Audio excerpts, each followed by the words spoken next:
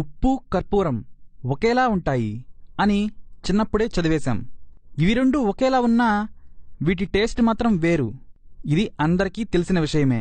అయితే కర్పూరాల్లో కూడా కొన్ని రకాలున్నాయి. అందులో రెండు తెల్ల కర్పూరం, పచ్చ కర్పూరం. తెల్ల కర్పూరం అంటే అందరికీ తెలిసిందే. ఎందుకంటే ప్రతి ఇంట్లో ఈ తెల్ల కర్పూరాన్ని రెగ్యులర్గా వాడుతూనే ఉంటారు. దేవుడికి పూజ చేసి హారతి ఇచ్చి ఆ హారతి మనం కళ్ళకద్దుకుంటాం.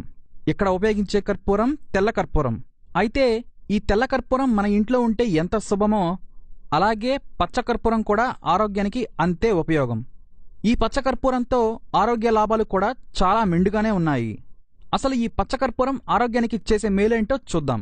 చిటికెడు బెల్లం, చిటికెడు కర్పూరం కలిపి తీసుకున్నట్టయితే ఉబ్బసం నుంచి వెంటనే ఉపశమనం కలుగుతుంది. ఈ పచ్చ కర్పూరం 2 పలుకులు తీసుకొని కాస్త గంధం కానీ వెన్నను కానీ కలిపి తమలపాకులో పెట్టి నమిలి ఆ రసాన్ని మింగినట్టయితే ఒంట్లో ఉన్న వేడి మొత్తం వెంటనే కరుగుతుంది. తల తిరగటం, కడుపులో వికారం, అతిగా శరీరానికి చెమటలు పట్టటం ఇలాంటివి ఉన్నా కూడా వెంటనే తగ్గిపోతాయి.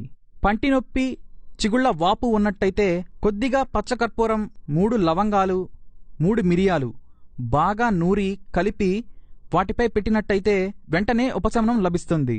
ఇక బీపీ ఉన్నవారైతే 2 పూటలా ఈ పచ్చకర్పూరాన్ని తీసుకుంటే బీపీ పెరగకుండా ఈ పచ్చకర్పూరం పనిచేస్తుంది. మూత్ర సంబంధిత వ్యాధులు ఉన్నా సరే గంధంతో కలిపి తీసుకున్నట్టయితే వెంటనే నయమైపోతాయి.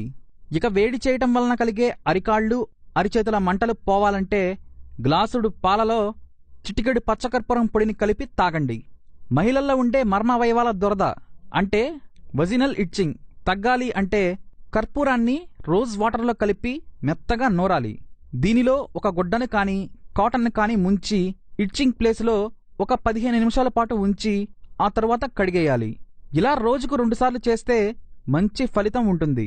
ఇక ఈ పచ్చకర్పూరంతో మనం వయాగ్రాని కూడా తయారు చేసుకోవచ్చు.